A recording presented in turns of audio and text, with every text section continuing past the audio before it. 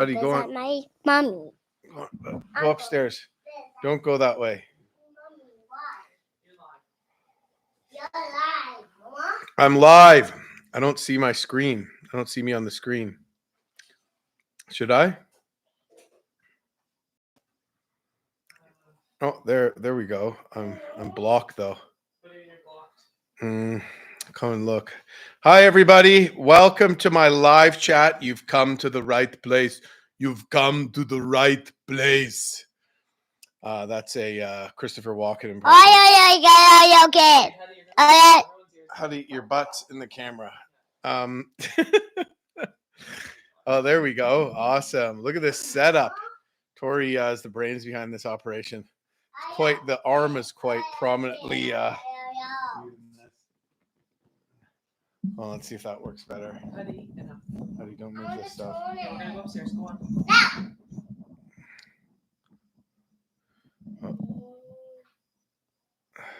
Okay. Is the internet moving slow here? All right. Well, we're just waiting for a couple of people to jump in, but the topic of my discussion today is I'm just going to tell some stories, but I'm going to try to tell some stories, like all stories that are worth telling. There's probably a lesson that has been learned in there. And also, so I'm going to tell a few stories, and then we'll do a Q&A, and I'll probably be, blabbing and answering your questions for about an hour, which I'm really looking forward to. What do you have to say, Huddy? Do you want to say anything to the people? Okay. No. You're going to blow their ears out. Too loud. Say something nice. I don't care. That's very good, bud. Can you go upstairs and play with North? No. Can you go play with Wesley? No. Okay. Can I put you down for a sec? No. Okay, hold on. I need to move my chair closer, bud. Okay. So, one of the stories that jumps into mind. First of all, does anybody find it like hard to work and during the holidays? Like you just have all these other things. You have friends, family coming over. You're going elsewhere, and you're just like, I don't really feel like working. Because that's kind of how I'm feeling. Let me know if that's how you're feeling. Tori, which way do you have to go? I don't know. Tori's trapped. Do you want to come past me? Tori set this up, but she set it up in such a way where she trapped herself in the office. I can't get out. Oh, okay. So real. It's all so real. Jim's live chats. So let's see. All right, we got a few people on board now. Just gonna crack a Mad Tom by Muskoka Brewery. Usually my go-to were their Tread Lightly and Detour, but I got into these Mad Toms lately. It's a West Coast IPA. It's just so delicious. If you don't like IPAs, you might not like it, but you might want to give it a shout because it's not like a too shocking of a one. It's super good. Anyway, so I think, where do you start? At the beginning, right? So why don't we start with the story of my first canoe trip? And this is on a lake where my family had a cottage east of Bancroft, Ontario, which is probably one of, if not the largest, one of the top two, if not the largest crown land area or public land area in southern Ontario. So that's anywhere south of the French River. Now where I live gets called Northern Ontario all the time by CBC and stuff like that. Where I live is more central Ontario, which is part of southern Ontario, which doesn't really make sense. But so large crown land area. And we wanted to take the river at the outflow of the lake to see if we could get to this town called MacArthur's Mills. And it's called the Little Mississippi River, and the lake is called Wessamacoon. And so we decided to go for it. But I don't remember how old I was, but I was probably in grade 7 or 8, which meant my littlest cousin Scott would have been 5 years younger than us. And then my cousin Brad and my brother Ted. Brad's a couple years younger than me. Ted's 3 years younger than me. So I was the oldest one, and we all headed out on this trip. But back then there was no cell service or GPS or anything like that. So my parents were really worried, and they're like, "Well, if you don't make it to MacArthur's Mills, we're like essentially going to send out the search party," at which we were concerned. And it was really low water this year, so there wasn't much water coming out of the dam. And we brought a large freighter canoe. um, and somehow we had a map. We didn't have a proper topographic map. We just had like a road map where we saw something was labeled Patty's Rapids, but it wasn't really labeled in the right spot. And so we figured, well, there'd be one portage, and we'll figure out how to get around that. Anyways, so we left, and we were carrying a motor, which is a pretty heavy motor, but the river was too shallow to even use it at all. So it just turned out to be this extra thing we had to portage, and right into it, stuff started to get miserable. Everything started going wrong. Every little shallow stretch of river that normally would be a nice little spot to float down and have fun was a portage, but there was no trails. So I remember pulling off this 5-horse motor and jumping from rock to rock and carrying our bags from rock to rock and trying to maneuver the canoe down and carry it in 2 men over these rocks mid rapid. Then we hit some old abandoned logging bridge, and the only place we could pull up, because it was a thicket on either side of the river, was under this logging bridge, but there's a freaking wasp nest in it. And we all got stung, and we just bailed out with whatever bags we could. And because there was nowhere else to pull the boat up at this rapid that we were essentially portaging in the water, every time we came back to the canoe to get another bag, we got stung. So there's no way to come and get another bag back unless you were going to brave it out and get stung, maybe once, maybe twice, right? And we were probably doing at least a couple trips each. So we all got stung a whole bunch of times. And then it just started pouring rain.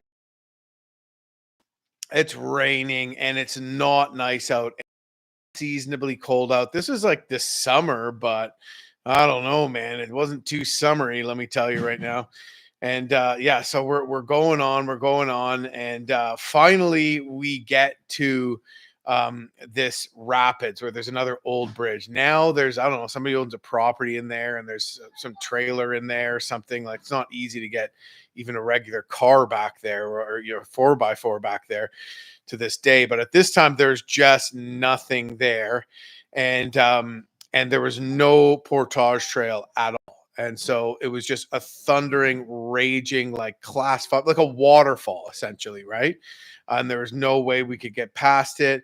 We got there late. I don't even remember what we ate, but I think we just ate cold cans of soup because it was late and it was so wet. And then we actually brought water because the river is pretty swampy, and we didn't want to be boiling water. We knew about that, but we didn't have any other, water treatment type things at the time.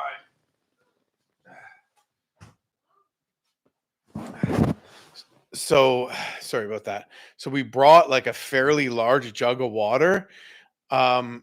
Anyways, not thinking about it, somehow that made it into our tent.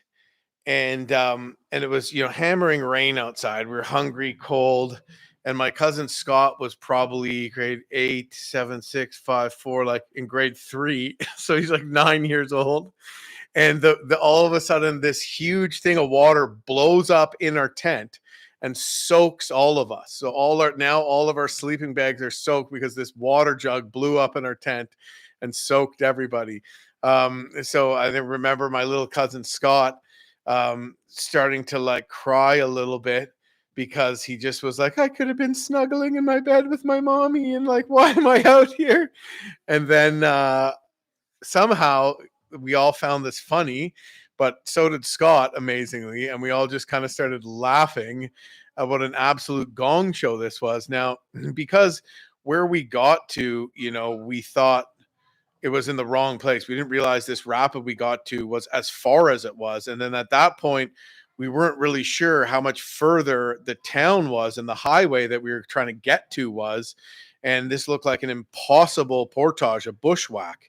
And we had this huge, freighter canoe, not as big as the one you see me have now, but still a decent sized freighter canoe.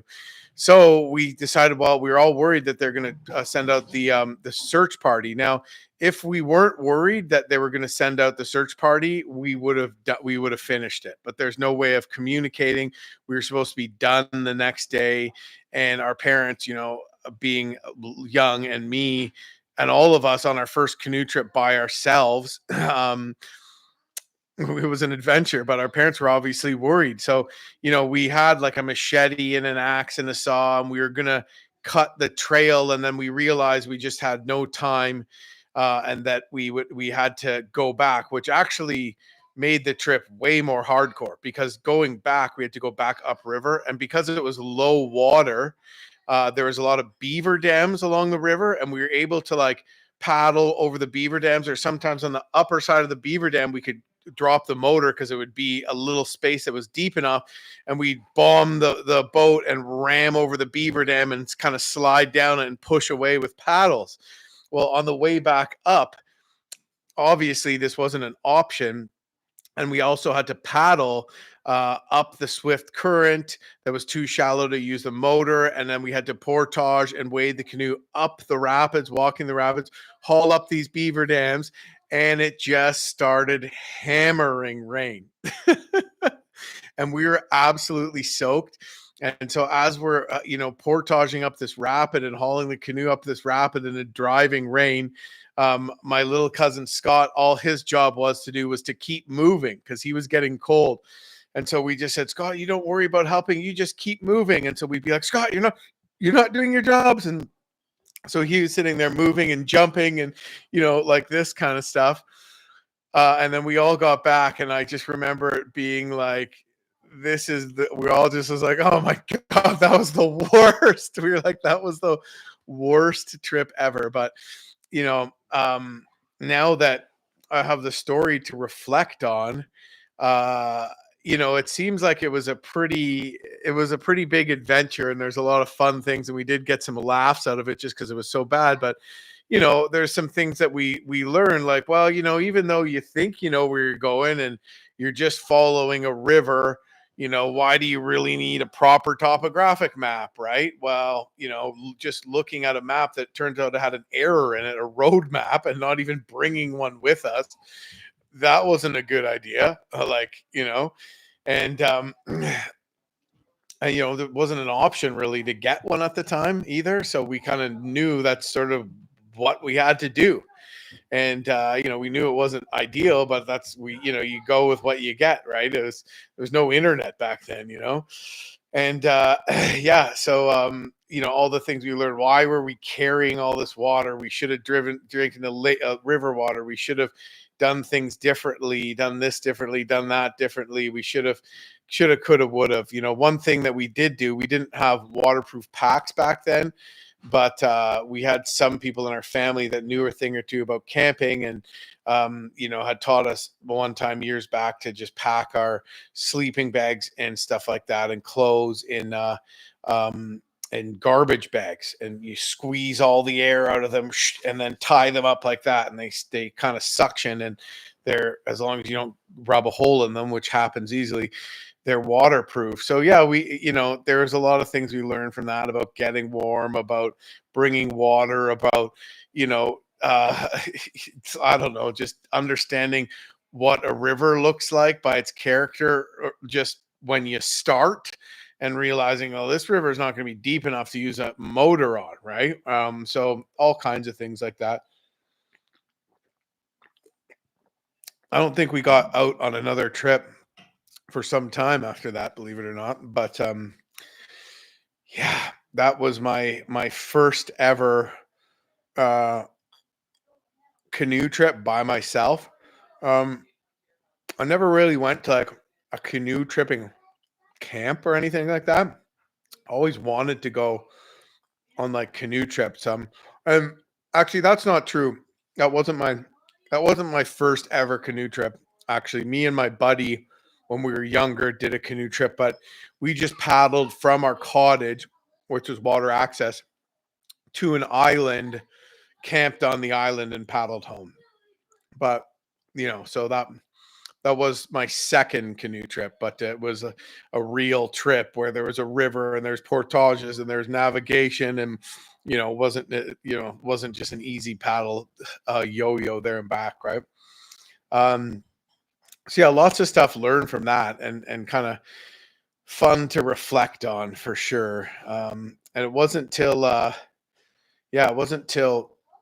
later on that I started, probably in my 20s, that I started really exploring and branching off to other areas, and learning to get dialed in on how to use a compass and map, and doing a lot of compass bearing led bushwhacks into backcountry lakes, and there and back using maps, and that gave me a lot of confidence in the bush. And I started practicing more kind of survival skills, like lighting fires and bow drill fires, even, and that kind of stuff. So yeah, just the navigating, map and compass, and the fire lighting, big confidence booster out there. But anyways, I'll jump through to another story, and this one is quite a few years later. So this would be 2018, and this is kind of the trip that started my career as an outdoor guy. When I started this, I wanted to write articles and take pictures, right? I wasn't even doing video really. I wanted to write magazine articles. I was like 19 years old and already behind the times. But by the time I did like 3 big trips, and I worked, and in between, and these 3 big trips, and then the third one was a river in the Arctic archipelago, way north of the Arctic Circle, further north than the entire state of Alaska. And my brother and I paddled this river in a pack canoe, much similar to the one that you see Ted using on our Hood River adventures, but it's a 17-footer, and we tandem paddled, and we were out there for over a month. And up on Arctic Island, on the Arctic archipelago, the river's called the Kujua in the Western Arctic, not to be confused with Kuujjuaq and the community in the Eastern Arctic. Anyway, so Ted and I were paddling in the evening, and way up in the tundra, and we see this wolf, this Arctic wolf, just looking at us and howling, just kind of looking weird. It wasn't running away. It was trying to look like it was trying to call other wolves to come in and figure out what the heck we were, or something like that. And we just thought that was super cool. We got video footage of this thing. Pulled over not long after that, camped, woke up the next morning, and saw ripping fresh wolf tracks going right past our tent on the beach, which was amazing. Then we got in the canoe after breaking camp, and not long after that, we saw a wolf on the bank on the left in front of us. Then as we got closer, we realized there was 2 wolves. Then we saw, well, there was 3 wolves and 4 wolves. Wow. And there was a muskox kill there. And they didn't seem to be too, some of them were kind of standing up on a hill, but the alpha came right down, right to the riverbank, only about 30 feet, probably actually less than 30 feet away from us, and was just right there. Like, talk about getting a good look at it. I'm not sure. I think it was curious, like, should we eat these guys? What's up? At least we knew that they were full because they were chewing on this muskox they'd killed. And that was pretty amazing. And Ted and I felt pretty safe because, there was a good depth of water between the canoe and the wolf on shore. And, typically wolves, although they could do some damage, aren't known to just seek out and attack people, and that kind of thing. So anyways, after this went on for a while, we started leaving. One of the wolves started howling like crazy, and a 5th wolf came into the picture. So now there's 5 wolves, and wow, that's really cool. Me and Ted are like, wow, awesome experience. And as we start paddling down river, the wolves are just following us. And so we have a pack of 5 Arctic wolves following us, pretty close. Like, we could just turn over our shoulders and see these wolves following us. Well, okay, no big deal. The current's maybe going to pick up, and they're just curious. Well, this was another really low water year. And this river that we were on dries up. Typically, people would get into it on a float plane, not a float plane, but a bush plane on tundra tires. And that way they could land on a gravel bar near the headwaters and navigate the open channels along the edge of the headwater lakes when they're frozen, and even drag over the ice. And that way, when you get in early enough, that there's ice on the headwater lakes, you know that there's probably enough water in the river to paddle it. Well, the guy who used to fly the float plane on tundra tires had passed away. There's no other plane. There's just a float plane. So we took the float plane, and we had to go later so we could land on the lakes. And this meant that there was a lot of shallow water conditions. And backing it up a little bit, after we got dropped off in the headwater, we had to go down an arm of this river that was so low we had to drag the canoe for 18 kilometers. So literally drag, and sometimes it was real hard. I had to take a huge pack out, put it on my back, drag. We wore holes in the bottom of this pack boat at the abrasion points, where like the rib of a food barrel lid would be pressing against the bottom. We had to patch it. It was like a whole thing. So we hit another spot in the river that's super shallow, and we run up on this gravel bar. And there's not really any way we're going to be able to get around this section except for getting out and dragging and trying to get to a deeper part of the river or whatever. So at this point, the wolves were just like, could just walk up to it because it was like 3 inches deep, and the wolves were getting closer and closer. Ted seemed to be, a healthy dose of concern in him. So he pulled out a bear banger, and a bear banger is essentially a little projectile, which is like a firework. So it just blows up, and it's meant to scare off bears and other wildlife. And it fits on top of a little pen, and the pen's got a little spring acted pin in it. So you pull back a little tab and release it, and it goes poof, hits the cap of the bear banger, ignites the primer, ignites it, boom, flies off 50 meters, boom, blows up super loud. So he fires this off, it blows up right over these wolves, and these wolves just took off full speed. They wanted nothing to do with that. So super, super effective. But yeah, me and Ted got followed by a pack of Arctic wolves for probably about a mile in the Arctic. So that was pretty cool.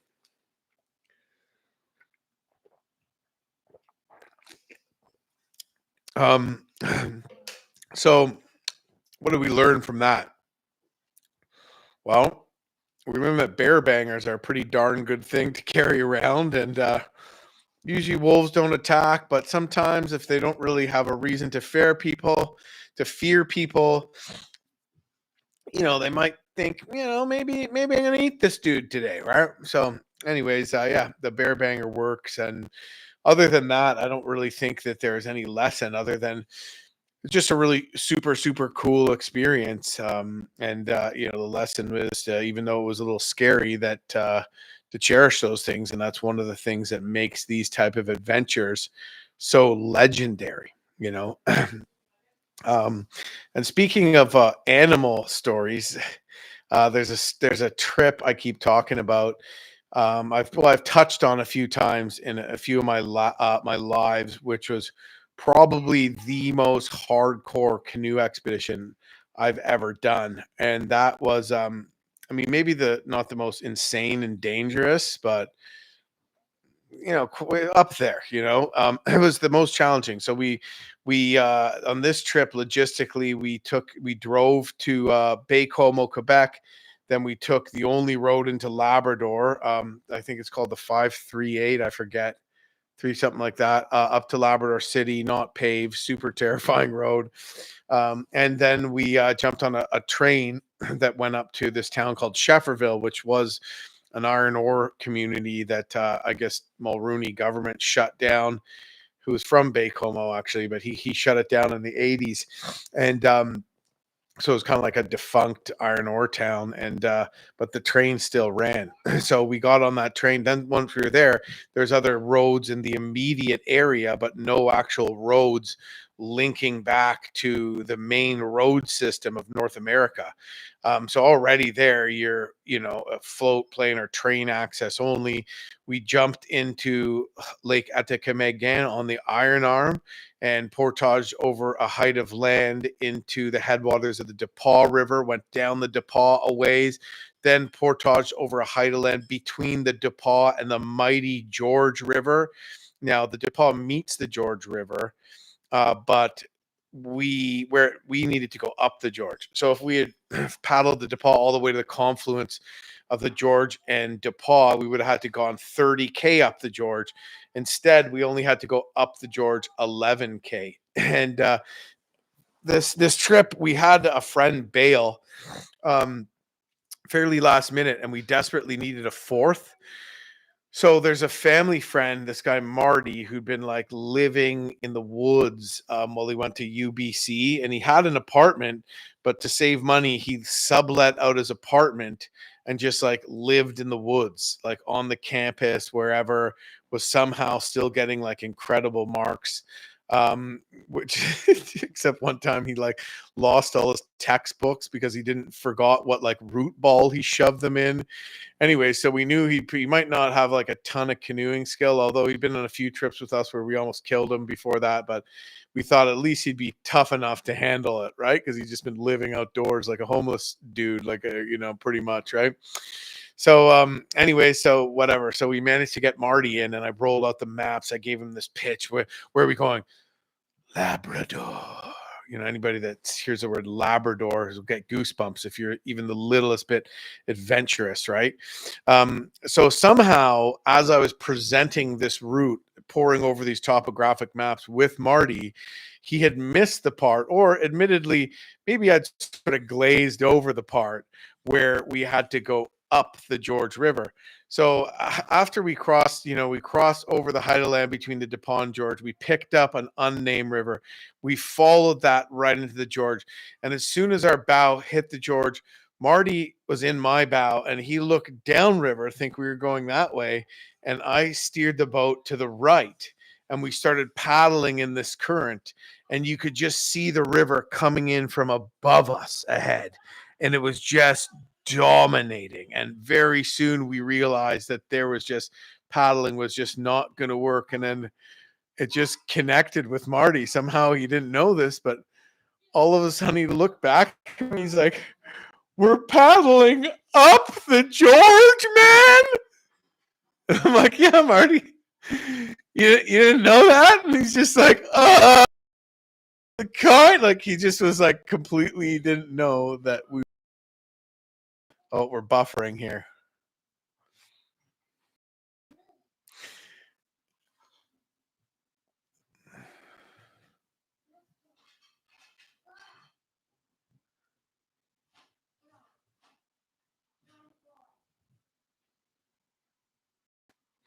Well, it looks like we're buffering there a bit. Sorry, the internet connection is supposed to be good. Anyway, so yeah, so there's that. So Marty was there. So we managed to make our way up the George River by tracking, and I never really tracked before, but we managed to do it by tying a bridle around the front of the canoe, and a bridle essentially makes it so that you can tow the canoe from the keel line, and that way it glides over the top of the water. Whereas if you tow the canoe from the carrying handle up at the gunnel, the canoe is a lot more likely to flip because you're pulling from the top and that water's pushing along the side of the canoe. And so we started with the bridles back at the thwart, but then we moved them up to the carrying handle. And with two people going up, we were effectively able to angle the canoe so that the river would ferry it out into the current, and then we could hold it on a bit of an angle and walk up the river while the current held the canoe out from shore and away from the rocks. Which is super effective at some parts. At the beginning, one person would be like pushing it out like this. One guy would be pulling, and one guy would be walking along the shore, pushing the canoe out with a big pole. But we found just straight up tracking was better. We jump in and paddle the eddies, and soon enough, we'd made it up the brunt of the George River. Anyways, we continued on to the Adla talk, and I mean, it's all a pretty good story, really. Particularly when you came into account that we never basically didn't bring any dinners and had to live off wild goose and trout mostly. But anyways, so we get to this one canyon, and this canyon has an enormous drop in it, and we know this is going to be a major portage. It's unpaddleable. We know this is going to take us over 2 days to portage around. There's no trails. We're in the middle of the Labrador wilderness at this point. We'd already at this point crossed over the height of land between the extreme headwater of the George River and the extreme headwater of the Labrador River, which is essentially the Quebec, Newfoundland, Labrador border. And we we had some loose river notes by a heroic paddler named Stuart Coffin, and it said, run this easy class 1 before the canyon, catch the eddy on the left before the portal of the canyon, or else. So we were reading this to Marty, and Marty's like, I'm like, well, we got to eddy out, Marty, before the canyon. He goes, well, what happens if we don't eddy out? And I said, well, we die. So Marty's like, he would always be like, what's today about, Jim? What's today about? So, I'd say, well, Marty, if we don't eddy out here, we die. And so he looks at me, he goes, so today is eddy out or die? I'm like, yep. Yeah, I suppose it is. Anyway, so as we're paddling down this rapid, it turned out to be easy, and Marty wasn't concerned at all anymore. He was like less concerned than me on this long ass rapid because it was easy, and the eddy at the end was huge. So Marty's just kind of looking around, and then all of a sudden he looks up at the ridge of the canyon. It's almost like the river goes right through a mountain at the port of the canyon, and he sees a mother bear and 2 cubs, and he points it out to me. As we're paddling this rapid, he sees it, and as I'm paddling, sure enough, I see these mother bear and 2 cubs. Oh, that's cool. However, the only problem is that they're right in line with where we want to paddle. Now, Ted and Will are in the other canoe, and they're ahead of us. And Ted and Will finish the rapid. They're in the eddy. They're getting out. We pull up, and they're like, "Oh, that was easy," and they're starting to pull their bags out. Well, one of the things they had in their food barrel was a big dead goose that probably smelled pretty yummy to a bear. And we shot a couple geese, maybe the day before that, and or 2 days before that. So we were saving one because it was, cold enough out there that nothing was going to go bad anytime too soon. And we're like, guys, you can't portage that way. The bears are right up there. Well, where we were from the eddy, it was too steep of an incline to see the bear. So we're like, we better walk back and have a look and see what they're doing before, we wind up right between a cub and a mommy bear kind of thing, right? So I grabbed my rifle. I had a 30-06, and we walk back and we stay together. And I look up, and they're the bears, and they're coming right for us. They're coming right down the thing, right down the mountainside, right for our canoe. And the mama bear stops, puts the 2 cubs up a tree. The cubs are in the tree, and the sow keeps coming for us, keeps coming. Maybe she wants to go check out our food, whatever. We've been warned that some of the bears, the black bears in Labrador, are kind of weird, and they're a little bit more aggressive or a little bit less scared.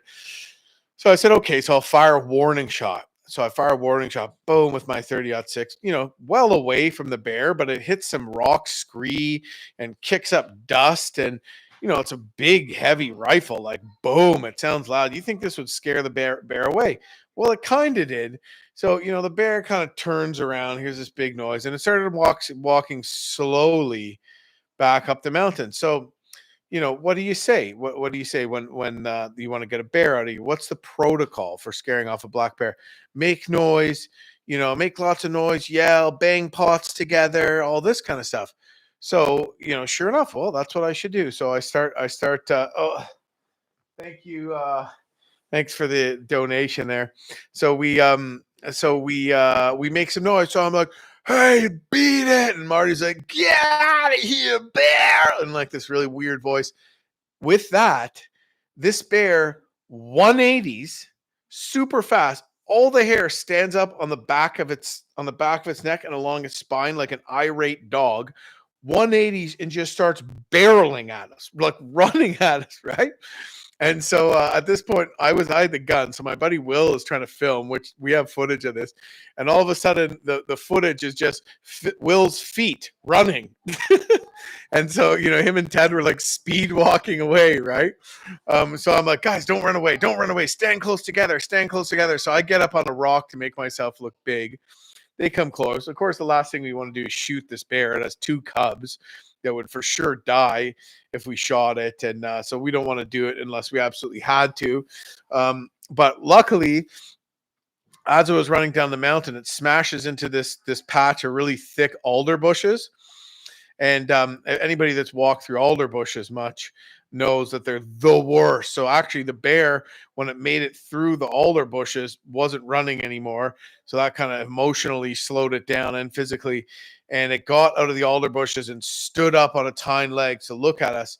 And Ted fires a bear banger at it, another bear banger. And the bear banger goes, and the bear is the perfect distance to be able to fire the bear banger right at it, which is about 50 yards. Otherwise, it makes a loud noise. You don't want to fire the bear banger right at the bear. And by the way, the whistling flares are apparently the newer thing that are working even better for a lot of people. The blue flares that you shoot out of the true flare pen launcher. What happens is sometimes people shoot the banger behind the bear, and they'll blow behind the bear and scare the bear towards them. So obviously, not a good idea. So, but this was perfect. So you'll see me in some of my videos, like we had a bear kicking around camp, because we camped at this old fish camp where I've been used recently. And the bear was here in the bush and I fired the banger this way, and that's still great at scaring it away. So anyways, this bear banger, it fires out, boom, blows up right above this bear's head. The bear, boom, slops down onto its bum. It's scared. It turns around and leaves. Doesn't run away as fast as we'd want it to, but it's scared. It worked, right? So that's kind of an interesting lesson there. Is that obviously at the end of the day, if I was going to throw down with a bear, I'd want a lever action 30-06 over a bear banger, because you're not actually going to hurt it with a bear banger. However, in this situation, the bear banger was more effective to deter the bear than the shotgun, because when you fire a bear banger, the banger blows up, the explosive blows up right at the bear. Whereas when you're firing a warning shot with a rifle, the sound is way back at the barrel of the rifle. Now you can actually get firecrackers that you can shoot out of a shotgun that are like flares, that are like bear bangers that would scare a bear away. But then the problem is you don't have as many shots in your gun, right? If you're using those. So, I prefer to take a launcher and keep my gun loaded. So anyways, so at that point we're like, well, the bear's gone, but I don't really want to be portaging that way right now. Like, we better let the dust settle here. The other side of the river is a cliff, and then to the north of us or to the left of us isn't really the route we would want to go. So we ended up just taking the day off, essentially, the rest of the day off, to let the dust settle. And we actually ended up portaging around this canyon by taking a chain of lakes that ran north of the canyon. So we had to bushwhack on a compass bearing to the lake, paddle load the canoe, paddle, unload, bushwhack to another lake, and then finally from the final lake, bushwhack a huge difference and way down a part of the canyon back to the river, which was a further overall distance, but a shorter distance of actually having to carry. So it was an awesome cheat. And along the way, we were seeing, fresh bear poop, fresh bear prints. We'd see little mama bear poop, or we'd see big mama bear poop, and then we'd see the cub poop right beside it.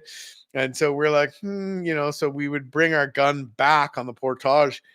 So we'd have it instead of carrying the gun, leaving it with our gear, and then having no gun, where we went back for the next trip and then carried it. And we were leapfrogging our gear essentially. So we just deposit our gear in the wilderness, flag it, and then we had a GPS that had no maps downloaded into it, but we could mark the location and then even write it down as well. So we would always be able to find our stuff, and that prevented us from having to flag our whole trail back to our gear or away from our gear so we could get back. Anyways, the bears ended up helping us at the end because we followed their well-worn trail, which was the only realistic way down the canyon to where we put in. So we ended up, 2 full days of portaging. Got down the canyon, but didn't get all our gear down. Woke up early on the third day, did the final trip, and we're on the water relatively early. But it took us, you know, 2.25 days, and those 2 days were long, hard days. We were just getting riddled with black flies, like riddled. Marty looked like he'd been beaten with a tire iron. His face he had bites on top of bites on top of bites, and it was so swollen. Yeah. So yeah, I could talk so many stories about that trip. And that's one of the good things I think about doing a trip with people, is that you have more stories, because you have the stories about the characters that you're there with and the interactions between people and funny things that other people did. As much as I like my solo trips, oh wow. Silver Plays, thanks for all the awesome content. Happy holidays to you and your family. Thank you very much. It's very generous.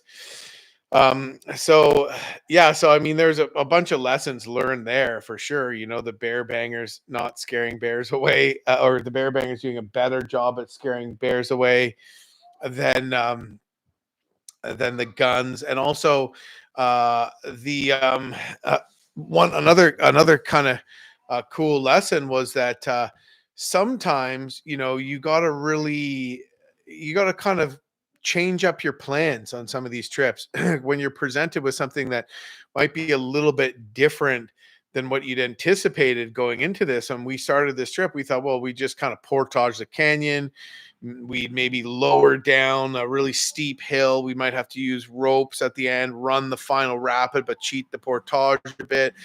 And we'd ended up changing all this up because we calculated that taking a chain of lakes north to the canyon, although overall further in distance, was actually substantially shorter. I believe 1 kilometer shorter in the distance where we actually had to carry our gear and bushwhack, which is a lot different. We kind of changed it up. We measured all this out. We calculated it.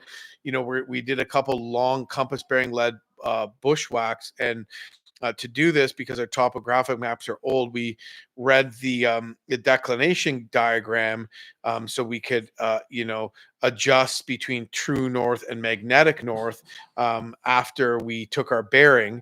But we also had to read the map datum so we could tell how far the magnetic North Pole was predicted to move and in what direction per year, and adjust for that many more degrees on top of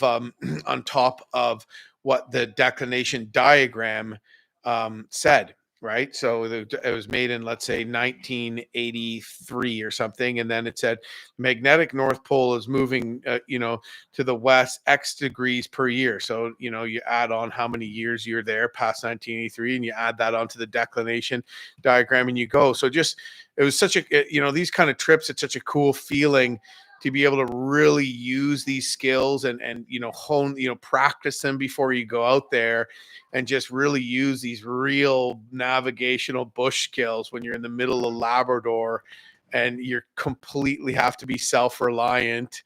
You got to know your stuff, man. And when you're out there doing it and you're doing it right and you're doing it well, and you realize, man, I'm doing it out here. It's a really awesome feeling. So it's a big kind of confidence boosting feeling, and that plus all the exercise you're getting and what good shape you're in afterwards, incredible confidence building thing in general. Like, these adventures, like, they change your life. That's a Tori line. She's like, these big canoe trips, they change your life. And Tori's life multiple times has been changed by some of the trips she's done and what inspired her to start Paddle Like a Girl and her own YouTube channel and all these things. And it doesn't have to be the one that really inspired her to start Paddle Like a Girl was the one she did in Algonquin Park, right? Not far from our house. That's one that really inspired her to do it. So, yeah. Anyways, moving on to another story. How much time do we have here? Oh, man. It looks like this is going to be a bit longer than an hour. I've been blabbing for 45 minutes. I wanted to make it about an hour today, but I'll tell one more story and then we'll jump into a Q&A here because that's one of my favorite part. I think a lot of the time is the Q&A.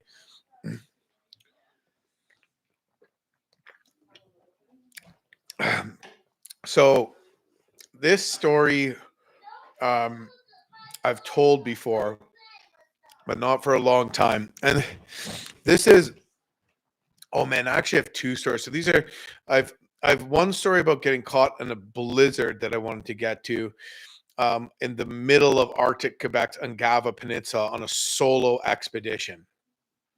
And I have another one. So these are the two times where like I kind of might have almost died. But I'll tell the canoe trip one first, and maybe the other one will have to wait for another time. But yeah, essentially, my brother and I had just finished the Cujo River, and this is the same river where we got followed by a pack of wolves. Another thing that happened on that river was we just hand fed a wild Arctic fox because it just like swam across the river and walked up the hill and like looked at us and just like curled up and went to sleep, like freaking, I don't know, 10 feet away from us. And we went up to it and like put some lake trout in front of it and it just ate it out of our hand, right? Don't feed wildlife, people, but this is not like a rabid fox at a camp, you know? Anyways, it just hadn't seen people before. It wasn't scared. It had no reason to be afraid of us. Anyways, so we get to the coast and we have, I think, something like 120 kilometers to paddle our canoe to Ulukakto.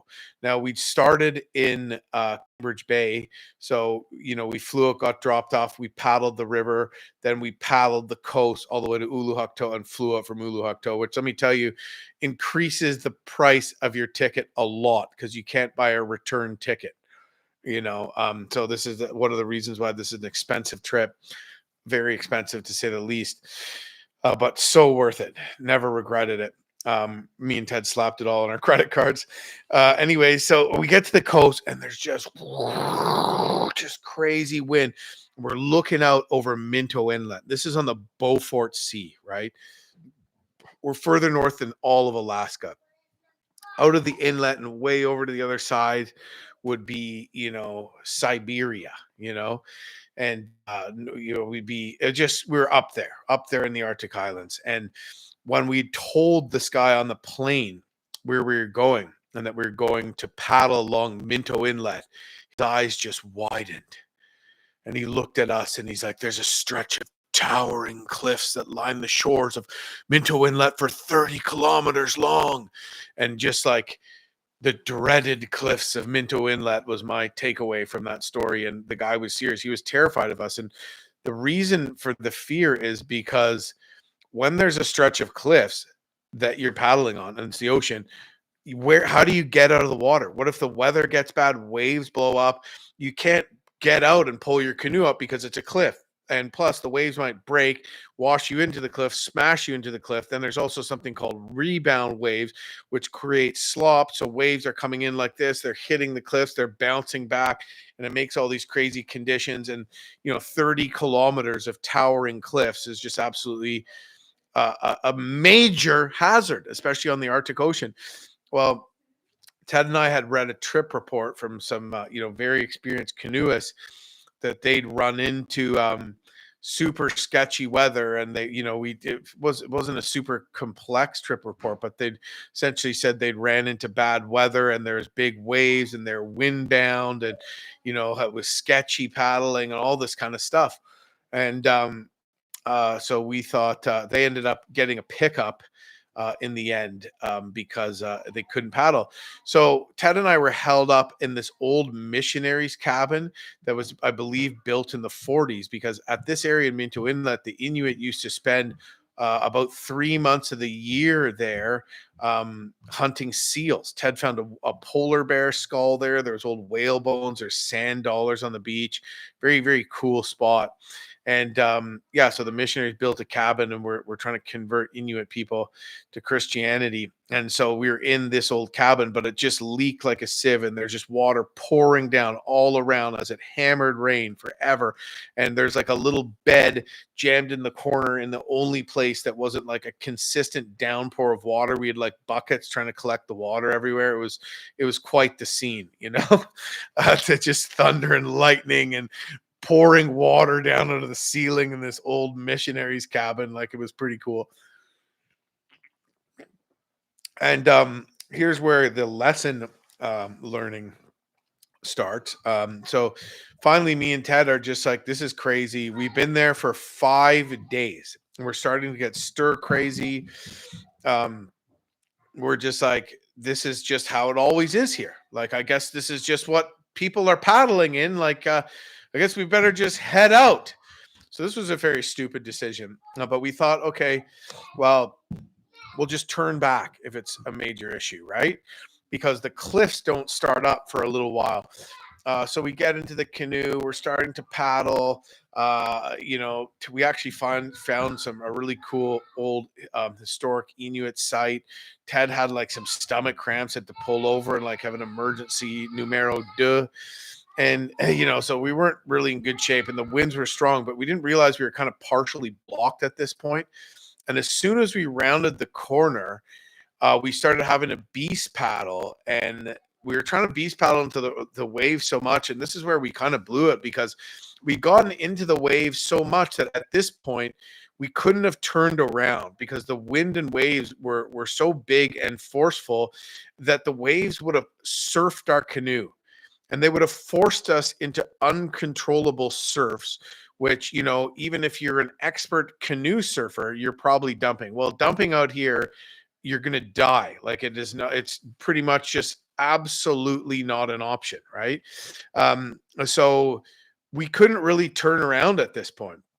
And so we just ended up having to beast paddle, giving it everything we have, man. And let me tell you, when you're going that hard for that long, you run out of gas quick. You run out of calories really quick. So at this point, you're fighting, you're weak, and it just starts to get dangerous. I had, a satellite phone strapped to my body, but as we got into it and we're bucking these huge waves and there's these towering cliffs, I just started realizing, like, if we did dump out there and we were clambering on the cliffs as our canoe was smashing on them, extremely hypothermic, that I might be able to get my phone out and call, to let people know where they could find the bodies, at that point. Well, we managed to find a little kind of drainage creek where water came through the cliffs, and there was like a little spot where we could actually get out. But as we paddled in there, waves surfed us into shore, smashed us into the rocks. We jumped out of the canoe, but the canoe was so heavy with all our gear, we couldn't just pull it out. And we had this spray deck to take off. So as we were trying to unload stuff, waves were coming in and landing and smashing on the boat, ripped up. And this is a pack boat, which is essentially made out of like thick tent poles and a very durable skin that goes over it. Well, huge rips in the skin, this big, tent pole smash, canoe getting demolished, waves smashing it. We managed to get this boat out. No fresh water, but fortunately it rained so much. And we remember having a pump. We had a filtration pump our water out of a puddle that had goose poop in it, which was a little unsettling. We climbed up the cliffs. I wish I had a picture, because it was so breathtaking. And we had this little little microphone that was like our voice journals, that we were taking voice journals at the time. So I remember taking a recording up there, and you kind of feel stupid. Why did we do this? Are we, blah blah blah? And there's a lot of emotions going on. We ended up calling the Mountie in Ulukakto. And he says, like, maybe someone could send a boat. And he's like, guys, the largest boat in town is like a 60 horsepower aluminum Lund boat that's probably like 18 feet long. He's like, all the planes are grounded. Nobody's going out into the ocean. The weather's crazy. stay put, call me, I'll give you a weather update in the morning. So this was, kind of good news because it meant that it wasn't always like this here. And that, he said the only thing that could help you is the Herc out of Winnipeg. That's like the Canadian government Army search and rescue. And Winnipeg is an insanely far distance away. And it couldn't land. So anyways, so we sit it out, but for some reason the next morning we decide that we're going to give it a go again, because after a certain stretch of cliffs, there's another little opening into what looked like a bay, almost like a tight opening in the cliffs that came back to a round bay that might be somewhere where like potentially a plane or something could land. So we ended up having to maximize our calories. We ended up getting our canoe loaded. First of all, we fixed the canoe. So we had these tarp poles that we brought with us because there's no trees there. And so we brought these extendable tarp poles. So we took them apart and we used zip ties to split the chine rod in the canoe. And we used long, big patches. These pack boats come with really good patching material and really good glue. So we did a number on this boat, zip tied it all, splinted everything. Really, really solid. We felt good about it. But we had to eat our lunch as we were standing in the Arctic Ocean. We had dry suits, but we were standing in the Arctic Ocean, keeping the bow of the canoe pointed into the waves that were breaking. And these weren't the main brunt of the waves, because the main waves were this giant 8-foot swells. But these were some side branching waves that were breaking into shore. And we had to eat our breakfast holding the canoe and eating it on top of the canoe. So that way, when we were done our breakfast, we could just jump right back into the canoe and start paddling right away to maximize our calories. So as we start getting in, we're beast paddling hard, and the swells, they're huge, but they're not super abrupt. So if you were looking at us from another boat, you'd see like a canoe, no canoe, a canoe, no canoe. And you'd be like, oh my God, these guys. When you're on these gradual swells, they're not breaking waves, they're not breaking on you. It's more manageable than you think, and we're doing okay. But then all of a sudden the wind just goes way stronger, and we're just like, oh my God, like we start paddling so hard, oh my God, repeat worse than the day before. And we, Ted's like, what the hell are we doing? Why did we go back in the water? I'm like, I don't know. So we ended up finding another place to pull over, but we didn't even make it even close to this little bay. And I think it took us like, I forget the amount of hours, but it took us like hours to make it like 2 kilometers because the winds was so strong. So that was stupid. So anyways, we ended up just waiting it out. I forget how long we waited. At this point, we were running out of food, but we had just enough. And so we waited it out, and then we managed to paddle all the way back to Uluhakto. I believe we paddled something like, 80 kilometers or 70 kilometers in 33 hours because we stopped and slept for like 3-4 hours in between. And we made it back to Uluhakto. So then we pulled up on the beach and camped there. People are super friendly, actually. And we just heard someone say, welcome to Uluhakto. We brought you some water, and we woke up, and this guy, David Kamuyuk, who we met later. No, he wasn't Kamuyuk. That was the guy in Cambridge Bay. I forget David's. His name was David. And he's from Uluhakto. And so he brought us water, and, we were like, we got up and we weren't even that exhausted because we just were so excited to be there. And we just, these communities are such a cool part of the trip, and the people are so interesting and friendly that we got up and we just wanted to go and see town. So we got into the Mountie station. We started talking to the Mountie, blah, blah, blah, blah, blah. And it hadn't occurred to him that we were the guys that he talked to. And he's like, wait a minute, you guys are here now? You guys were those guys that called me? And he just could not believe that we had made it there and that we were actually awake the next day talking to him in the thing. He was just so impressed, so that made us feel good, right? So yeah, I mean, lessons learned on that one were definitely just wait. When you're windbound, you start going crazy. That's honestly an amateur mistake we made. just wait. The weather will get better. It's not always like that. Be patient. It's not worth the risk. Be patient. Amazing story, but not worth the risk at all. So, I would just recommend that to anybody that is faced with weather, that is faced with, oh, I'm going to miss my plane, I'm going to miss my train, I'm going to miss my ferry, I'm going to miss my boat pickup, whatever. I'm going to run out of food. I'm going to all these things, they don't matter. What dictates your travel, and I've heard this said again and again in the far north, is time doesn't dictate your travel. It's safety and the weather. I remember being out on the land with these guys. They're like, hardcore Inuit landsmen guys. And they were guiding a group of Inuit kids that had graduated that were part of this program where they got to travel all over Arctic Quebec and do all these things, and they're being led by this lady that was from the south. And she kept saying, what time are we leaving tomorrow? What time? And they had to kind of take her aside and be like, look, time is not relevant here. We're leaving when we're not going to die if we try to travel. That's when we're leaving, right? And so we really need to take ourselves out of that bubble of the time schedule as we know it in society, and work more with the rhythms of nature when we're out there. And that's why it's always good to bring a little extra food, bring a fishing rod, bring a shotgun. We could have shot a goose. We could have shot a rabbit. We might have caught something off the shore.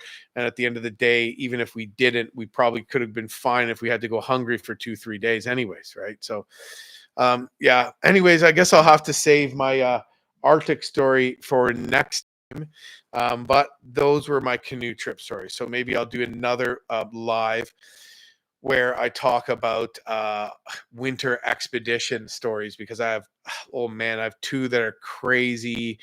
I have a whole bunch, but two that are like super scary, but have a happy ending. Because hello, I'm alive.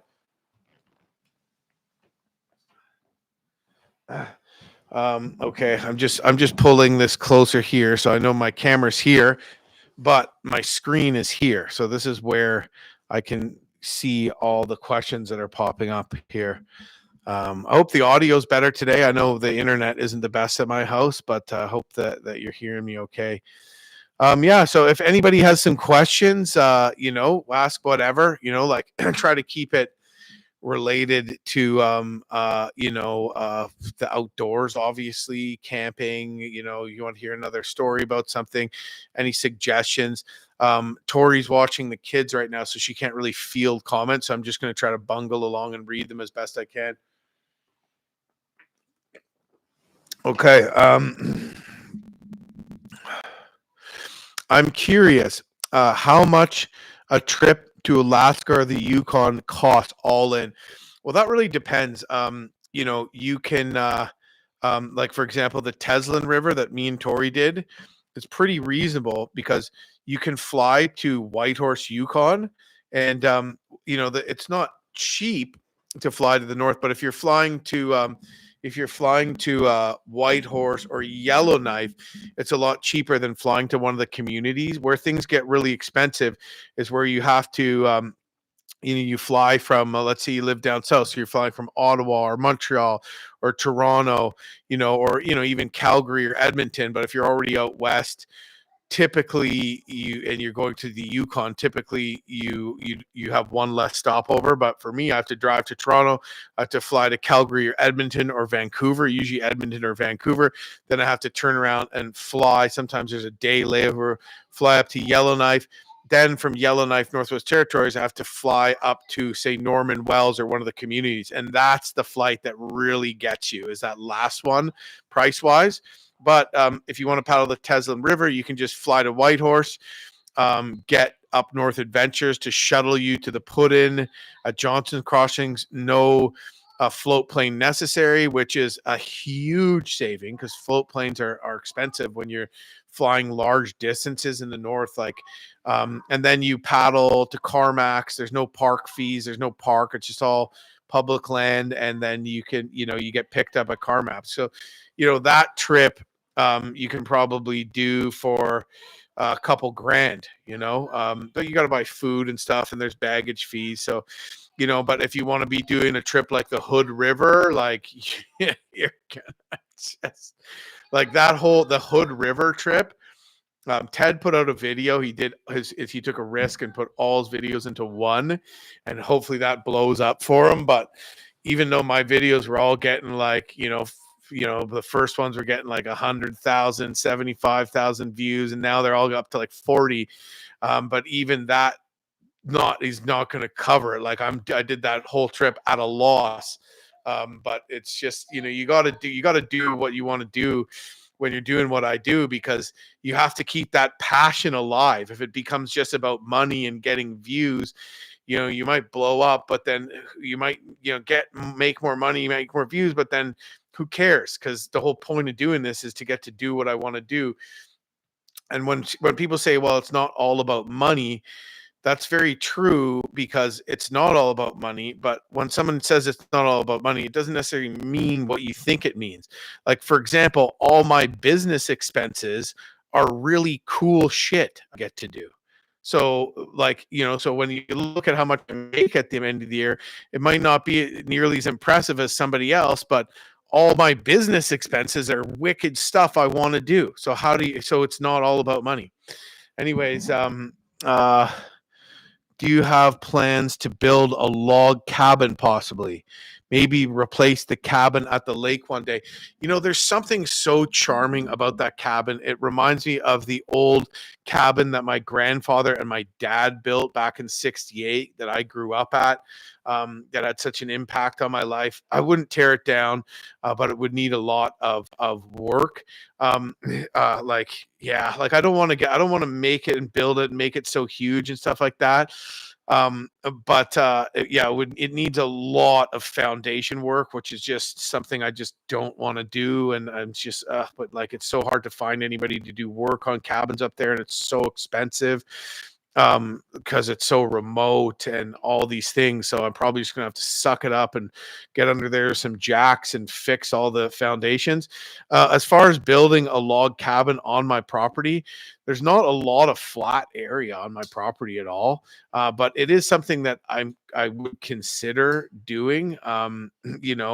Working with logs is always something I wanted to do. It's a lot easier to build with 2x4s, but it might be something I consider doing. Maybe not a full side, maybe not tearing down my cottage and building a log home, because at the end of the day, like this is what I love, and this is who my kind of heroes are. My heroes, like if you look them up, Horace Gowdy, 1830s, how he lived in Labrador, a Haida lander in Labrador. Their family would move, like, so essentially they do the hardcore trips I do, but even harder, and they do them to access their trap lines, where they then stay all winter long and run the rivers back down, and then or sometimes they have to leave their canoe behind and walk all the way back down a frozen river with their winter's catch of fur, build a canoe the next year. So like canoe building and cabin building was traditionally a very important part and skill.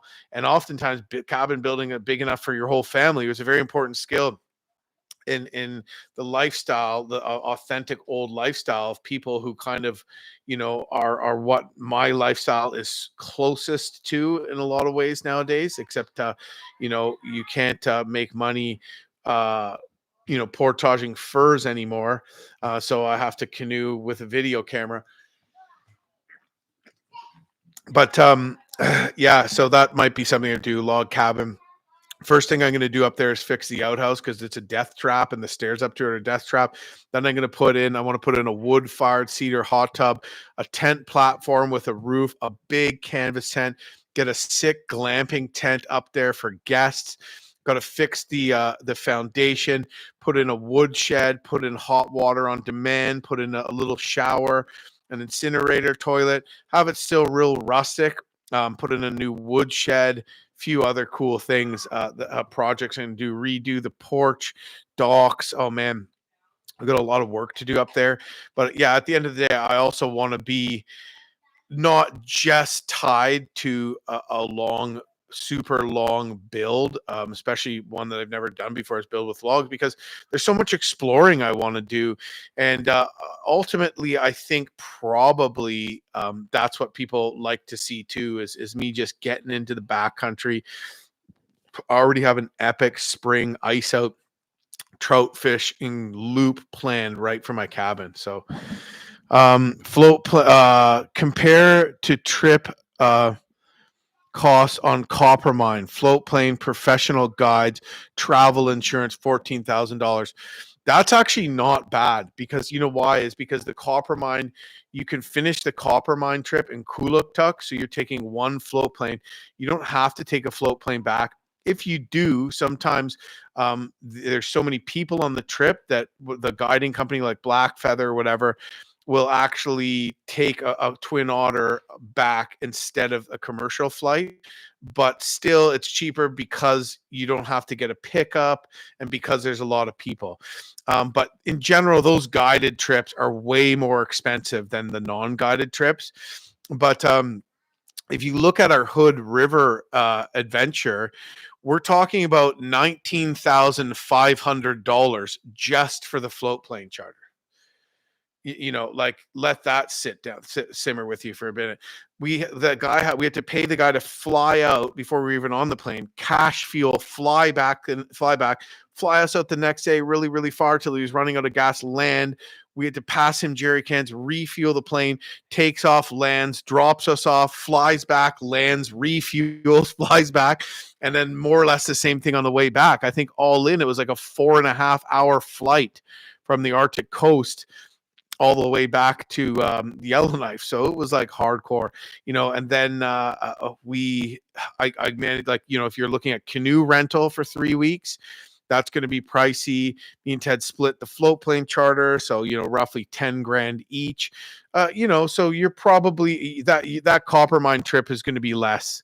Is going to be more than our Hood River trip. But you know what? When you're paying a guided trip, it's more expensive. But some people like that too, right? I like to go generally unguided, but some people that even, you know, have the wherewithal to plan the whole trip themselves would prefer to have the guided trip experience, less planning, food's made for you, you get to meet interesting people and that kind of thing. So, you know, to each their own.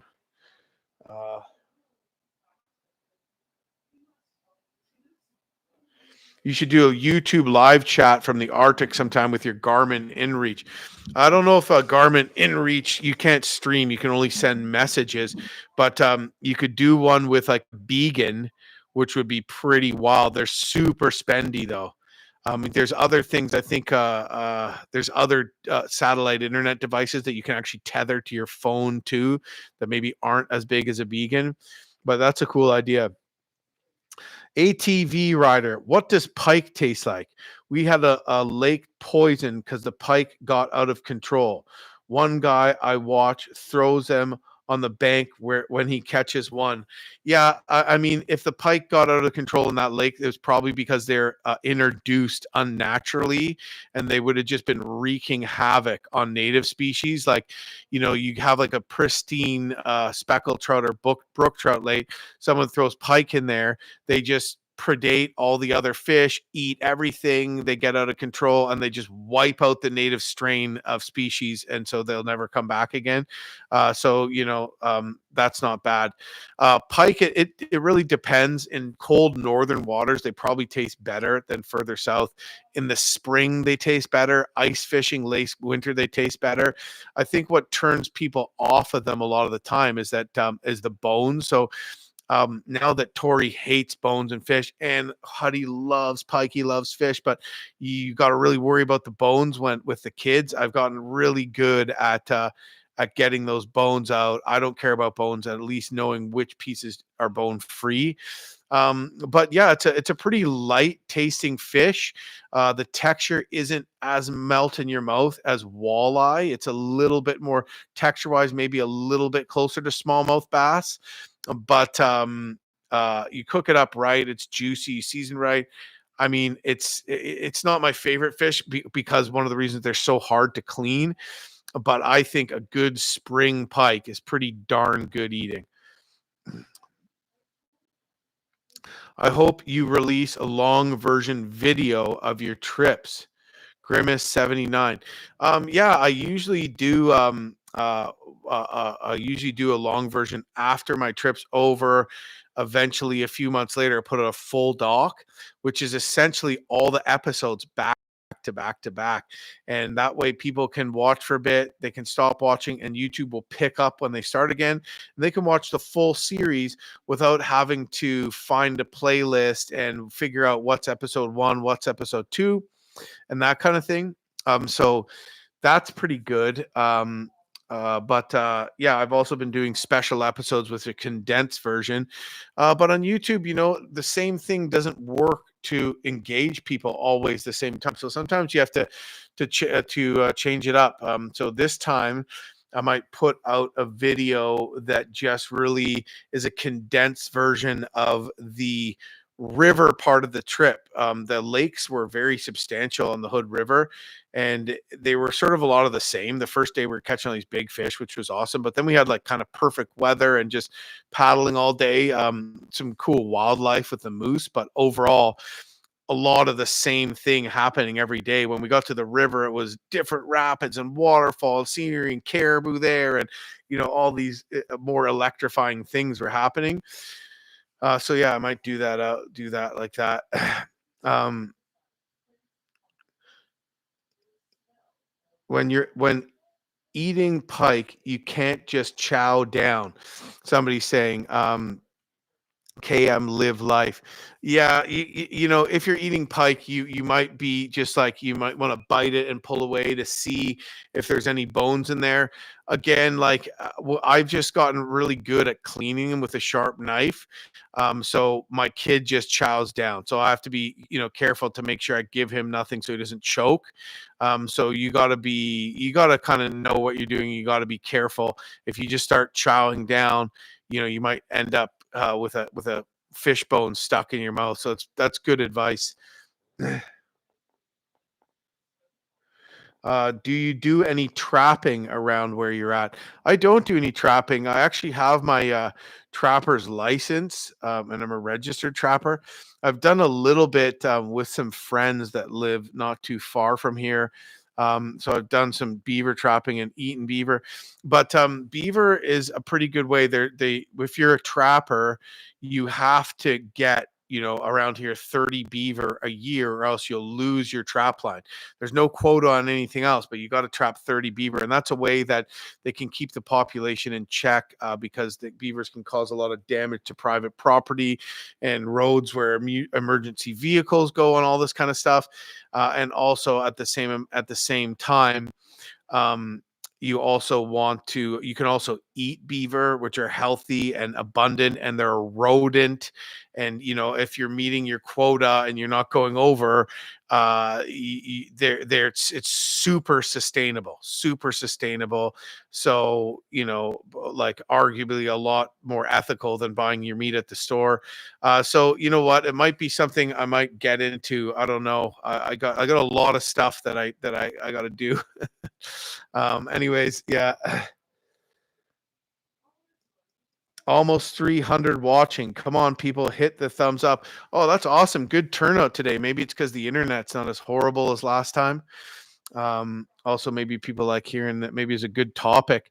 Yeah, if you want to hear another topic, I'm going to be doing some more of these lives. I'll probably do one next week and the week after. And if there's any topics people want to hear, just shoot them in the comments, or let me know. Um, Ever thought about paddling the Red River in Manitoba?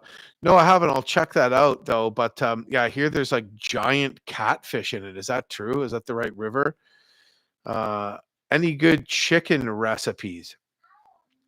Well, yeah. The other day I did jerked partridge or rough grouse. Oh, that was good. It was the check out uh the jerk seasoning. Check out jerk seasoning. It's like a shake on jerk. It's not the jerk marinade sauce. You just smell it and your mouth starts watering. I just do that, leave it on the barbecue. No flip, lid closed, no flip. and don't overdo it. Okay, let's see. Is your cabin near Sault Ste. Marie? Not really. My cabin's in Algoma. I don't want to just say exactly where it is, obviously, for privacy reasons. But yeah, it's in Northern Ontario's Algoma country. And honestly, there's literally thousands of lakes. There's multiple, not to mention the Great Lakes, Lake Huron, and once you're on Lake Superior, once you get to the Sioux. So in general, I don't want to tell everybody exactly where it is, but yeah, it's the Algoma region. If you like what you see on my cabin videos, set your sights on Ontario's Algoma country, and you'll get the same thing. Um, have you ever thought of doing the Fraser River? I haven't thought about doing that. Maybe I should. I don't know. I think most of the rivers that are sort of like my bucket list trips, and I'm sure that the Fraser and the Red and all these things would be awesome. But maybe those would be more things I'd do if I lived in BC or if I lived in Manitoba. Because when I'm gonna travel and do a big expedition, I'm more interested in the crazier, larger in life, adventures like the South Seal and the Seal River, the Upper and Lower Stikine in BC. But as these trips, these big trips, man, they get more and more expensive, and they're not getting any cheaper either. It might be a smart thing to do to do some of these a little more accessible rivers. And I found that to be really cool, like doing the Teslin and Yukon rivers. The scenery isn't like it is on the Hart or the Bonnet Plume or the Hess or those, the Stewart and Peel watershed rivers, where you just get this crazy mountain scenery. But you know what? It's pretty freaking beautiful on the Teslin and Yukon, to say the least. And there's all kinds of really cool other things, right? And I think the Fraser, the mountains are huge there, but like, there's all this other human history and other very interesting things about some of those trips as well. And I think that's what really stood out about the Teslin and Yukon trip, is sort of the way that the story, the human history of the river folded out in front of us. Like, we'd see one thing. I wonder why 100 Mile House is here. Oh, and I walk behind 100 Mile House and there looks like there's a trail cut here.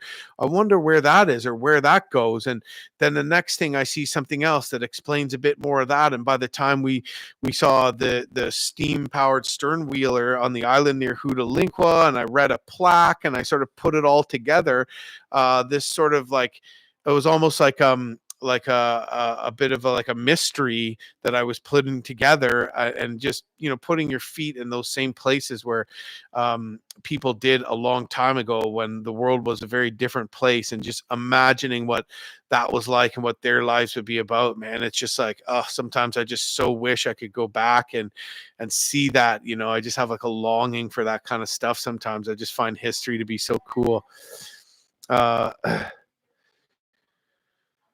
Do you have a plan to go to your cabin in the winter? Absolutely.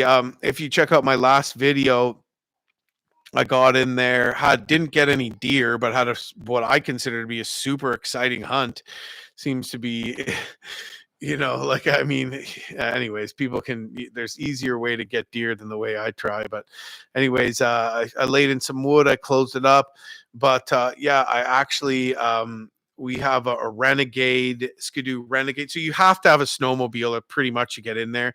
There's a narrows that doesn't really freeze up, and sketchy ice, and you have to take a roundabout route.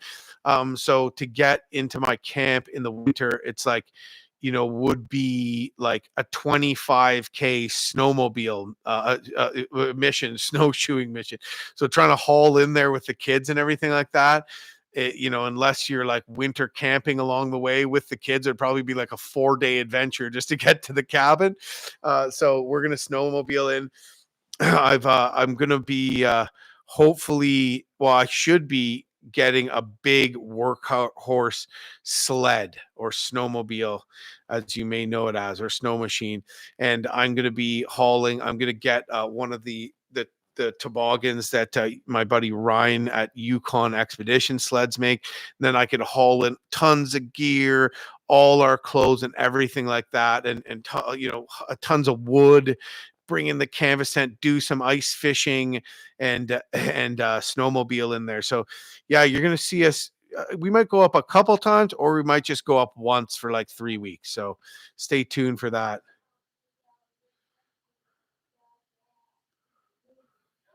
Have you ever considered ditching the oatmeal for a good high fat, high protein breakfast?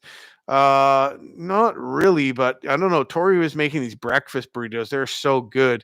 The good thing about the oatmeal is like it's pretty fast, right? And then so typically I do oatmeal, dried fruit, like a fruit source bar. Sometimes we put protein powder in our oatmeal, which is another option. And then I eat like like a protein bar as well, and take a bunch of those. But yeah, there's probably some better options than freaking Quaker oatmeal, instant oatmeal. It's pretty good though. A lot of sugar in it too, which gives you energy, but it's not the healthiest thing in the world. Do you plan on doing any trips down in the USA? So I guess down in the USA means not Alaska. I mean, we've been talking about Tori went and paddled the Green River in Utah and thought that was so cool. It was like, man, I would totally do it again with the kids. So that's something I've been thinking about. Some of the rivers like in Maine, the Allagash and all that. Some of the rivers in upstate New York seem really cool. A lot of beautiful stuff there, in the the American Southwest and all that. So maybe, but it's not like. I mean, I'm kind of like I do trips like around sort of where I live, because I live right on a river, right? And then I do these big northern trips. So for me, it's kind of like about the wilderness, right? So like Alaska, the Yukon, Labrador, Northwest Territories, Arctic Quebec, Nunavut, these are the kind of like places that really call to me, where you are an enormous distance away from anybody, and things are in their natural state as much as you're going to find anywhere in the world. God, it's just so cool. But not to say that, hey, some of these other places, in the States, a little easier to access. The Grand Canyon, like, does anything get more beautiful than that in the world, right? So yeah, there's a lot of things to do, a lot of rivers to paddle. That's kind of where my passion and my sites are sort of set on, is the north. But yeah, at the end of the day, I would love to freaking paddle some rivers in the States, man. Like, of course I would, right? Uh, okay, what do we got here? Have you ever tried hammock camping? Not really, and that's because hammock camping, you kind of have to sleep on your back. My understanding is, and like I really snore really loud when I sleep on my back, and I feel like I don't sleep properly because I'm not breathing. Um, Jim Baird eats porridge. Riveting scene. Uh, Hi from interior Alaska. Far north is the best. Nice. But would you drink the river water in the USA? In the lower 48 states, I mean, I don't typically drink the river water like right here. I treat it. But yeah, the only real thing that's going to get you in there is the Giardia. So I think that you might want to check on that. Like, there's even some rivers in Ontario where there's been pollution from mining. I think the English River, you might not want to drink that river water. um most of the time, 90% of the time, you're fine. So yeah, like, I think the Rio Grande, potentially you don't want to drink the water even if you treat it, so you have to bring water. But it's just another thing to do the research on, before you go. But yeah, it's nice to be able, like, on the Hood River, I don't think I had a squeeze filter, but most, a lot of the time I was just drinking the water. I don't usually drink straight up river water, because river water is where the Giardia parasite can get churned up. But if you're farther out in a lake where that parasite sinks down, and you take water from the middle of a big lake in the Arctic, I feel, now don't quote me on this because you're not supposed to say this, blah, blah, blah, but like literally I drank. I mean, I was when I lived up in the Tomogamy region, when I work in mineral exploration, I literally drank out of the lake there every day for over a month. I would fill up an enormous, like huge, like professional football team size, like Gatorade water jug right out of the lake every day and just drink that every day. And you didn't get Giardia. So I filled up off the end of the dock. So that being said, I also have had Giardia twice. And the second time I got it so bad that it rendered me lactose intolerant for the rest of my life. So yeah, that's a permanent side effect of Giardia is lactose intolerant. So maybe you shouldn't be listening to me. Okay, what do we got here? You should make a Jim Baird eats oatmeal best video. I mean, in a way, that's what a lot of my videos are. ATV rider. I like your inflatable with a small motor. I've had one for 5 years now. Since I started watching you, I haven't been to the lake to use it because the river has less people and no frustration. You know what? The same's true with where I live. You know, I'm on the river here. Unfortunately, I can't really boat with like a motorboat that much here because there's rapids, but I put my canoe in, I can paddle down river a ways, and I have to portage once coming back up, but it's pool and drop. You get down there, there's nothing, there's no people. A lot of the lakes here, and especially further south of me down in Muskoka around Huntsville and stuff, it's like the lakes are sort of like vacation land, right? Like everybody's there, there's cottages side by side, everybody's out there all over the place, and good for them. They're that's what they want to do, and that's what they're having fun. But for me, it's when you actually live there, I'd rather be kind of a little more tucked away. We have beautiful country in Canada. Oh yeah, we absolutely have gorgeous scenery here and such varying landscapes. One of the cool things about traveling in Canada is some of the stories that you learn on the way. When Tori and I backpacked through from Jasper to Grand Cache right before we got married, it's actually like one of the most physically demanding things I've ever done in my life. But we were taking this trail system, and as we were deep in the Wilmore Wilderness, the first people we saw, first of all, we saw some horses out to pasture, and then some smoke coming up from a canvas tent, and the trail went right through their sight. There's a number of people from the Rocky Mountain Wilderness Society, and they were mountain Métis, and we got to talking to them, and they said that we explained the route to them and where we'd started, and they explained that route was an 11 generation old route. One of the graves, an old spirit house that we passed, where you could actually see the bones of the person, was a relative of one of the people there.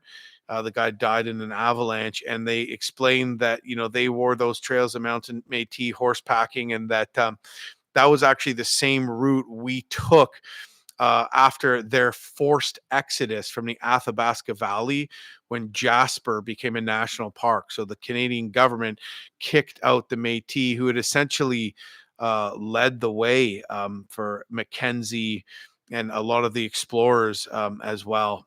So it was pretty unfair, but we saw his grandmother's old cabin, and she was kicked out and had to relocate with all their belongings in a horse packing train up to what's now the Grand Cache area.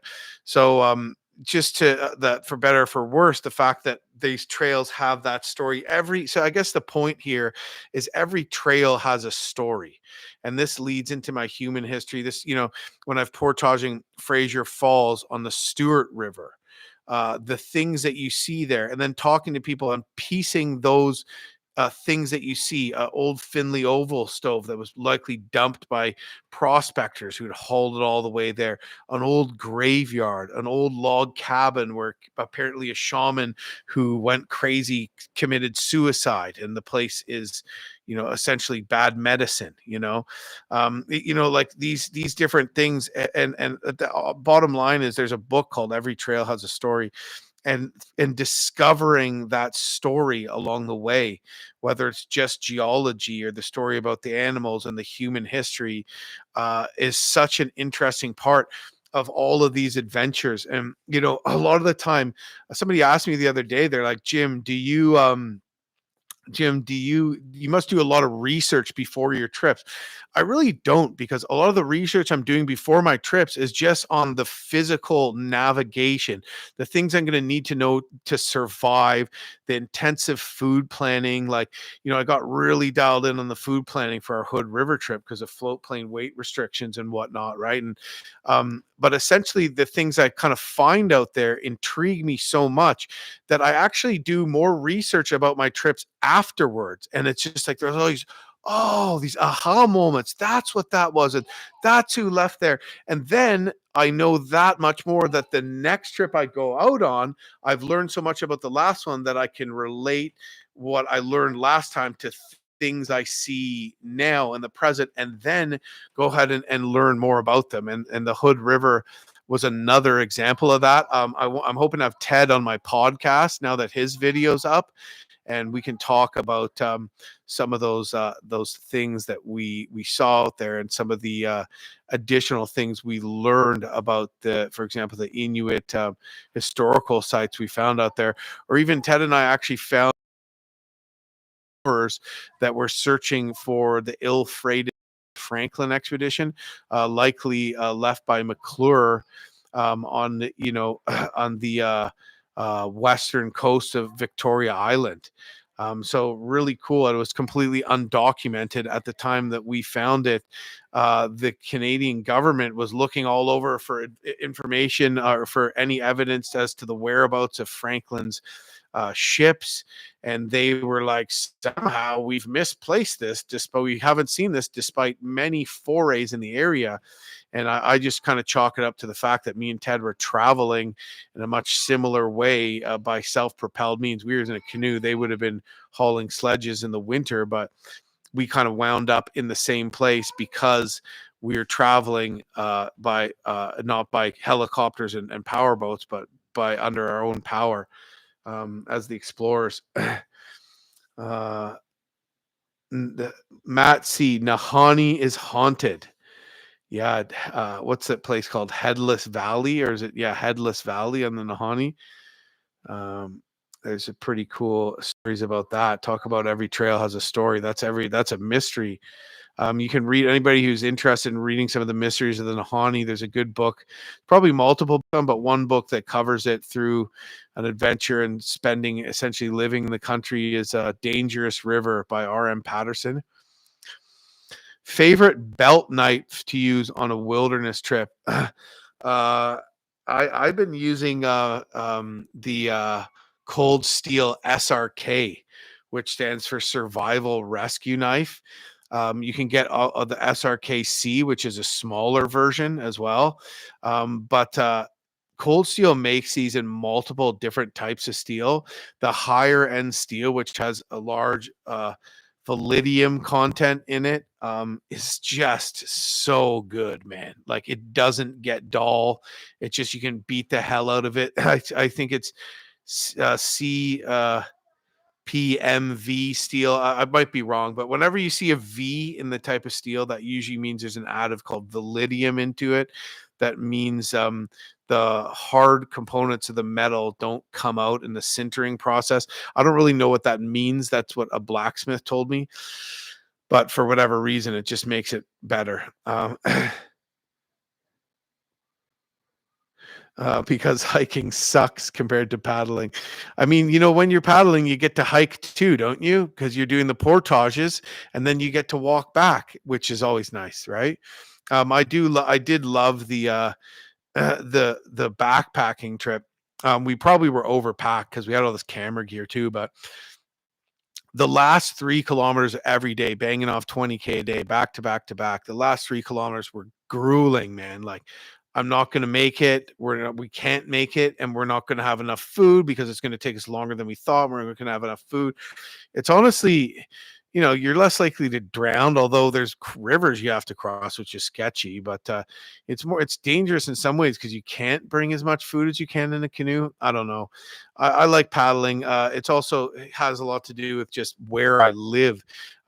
There's a guy that is a friend of a friend's that lives around me that's originally from Greece, and he's sort of saying like, where are all the trails? Like, in Greece, there's just all these trails that go through the mountains, and they've been there for years, and anyone can use them. And I guess he doesn't understand that the trails here are water. They're water trails, and they're everywhere. And the portage trails are thousands of years old around the obstructions in rivers or between the bodies of water.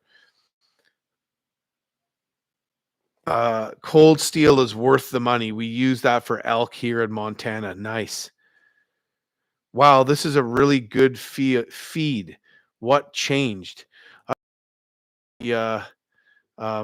Just more people. Maybe people are more dialed in today. Maybe the topic's better, or maybe my internet's just better. I don't know. In your journey to the Arctic series, I was wondering what kind of canoes you and Ted were using. So I was using a 15-foot Novacraft Prospector in Novacraft's Tough Stuff Expedition layup. So that's a super rugged, durable material. It's a boat that's outfitted for tandem paddling. I removed if you see in that video, you see me hauling around a canoe seat. That's actually, I forgot to take out the stern canoe seat before the trip, and I needed the space where the stern seat is for gear. So I had to take it out once I was already dropped off by the float plane, and I had to pull that seat out. Essentially, what I do is I sit in the front seat and face the stern, making it my bow because the canoe's symmetrical. So what's the difference? And then Ted's canoe was a 15-foot, might have been 15.5 alley folding canoe. There's two types of alley folding canoes. His is the one that's not such a flat bottom one. It's more like a prospector design. It actually had more of a rocker and probably turned a little better than my canoe did. Yeah, so that's an alley folding canoe that Ted had. There's North American version. It's just called Pack Boat as well. They're very similar. No deer this year. How do you think the ATV trail into your cabin will be? Will it be game changer, or will you mostly boat in? Oh yeah, we're for sure will most. But there's times a year like now. There's probably a ton of snow there now. I know we got hit pretty hard here, where I could make it in on ATV, even with the snow, if I have tracks on there, when the lake is partially frozen or not frozen thick enough to travel, then there's usually by the time if I get up there sort of like mid-November, that's the time you want to be getting your boat out of the water. But the ice might not come in for a while, so during that time of year, it's going to be a possible ATV in there. But it's like it's a tough trip to get in there. It's not an easy rip. It's a tough trip. I even had a talk to a local who didn't even know you could get in there without waiting till the smaller lakes behind it even froze. I thought, not too many people are using it, but there's just like a lot of huge mud bogs you go through. So it's basically a no-go in the spring. So yeah, you want to do it like late summer, fall kind of thing when the water is lower. But it's doable. So yeah, it's definitely going to be a good thing. And the area right behind my camp was logged. I found it in the 50s. So the forest is reaching that age of maturity where the large poplars are dying, and you're seeing kind of balsam starting to pop up. You're seeing, shoulder to shoulder spruce trees. But you go back just a bit further, and there's a lot of beautiful, big, old growth trees. But walking around, with up to about 100 to 200 meters behind our camp is a real hard bushwhack because it's an immature forest. So that trail will just make walking through the forest a lot more enjoyable just to go on walks. But anyways, yeah, I can't wait. There's so much more to explore there. The only problem is I feel like I'm cheating on the area around my house because there's so much stuff I want to explore here too, and vice versa. So yeah, it's a really good problem to have.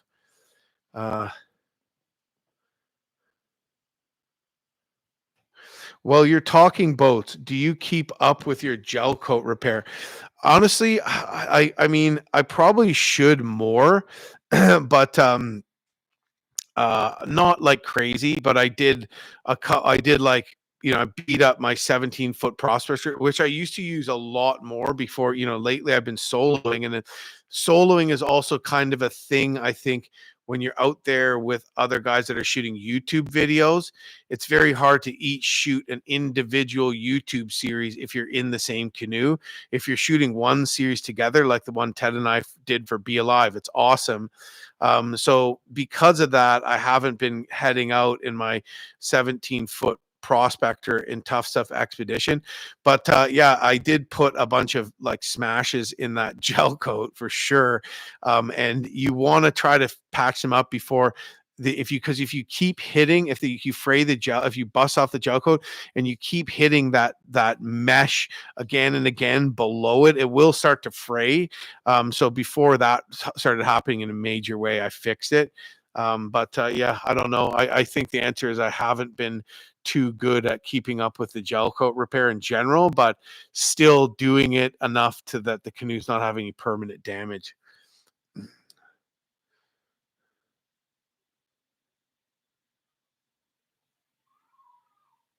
Yeah, they should show before and after the bottom boats. Yeah, I know.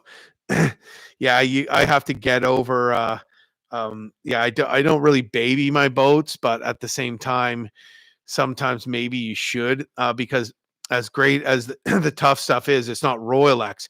You can't just beast it over rocks and all that kind of stuff in the same sort of way as you would a Royal X boat. But it's way lighter to carry. Marty's story sounds super interesting. How about having him on the podcast? That's a good idea, actually. Marty went on to be to teach at like a forest school on some remote island off the coast of BC, some small island, and he lived there for like years until he started going a little crazy. And he's a teacher. He started teaching kids, but yeah, Marty's yeah, he's a character. He's a good guy.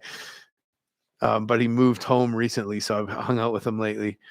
Uh I see you take a gun with you. I never carried a gun. Thinking now, should I invest in one? Honestly, probably not. Like Mike Ranta never brings a gun. Like I just think it's cool. But yeah, like, did I need to bring one on the Tesla? Well, when we have the kids there, it does make you feel safer. It does make Tori feel safer.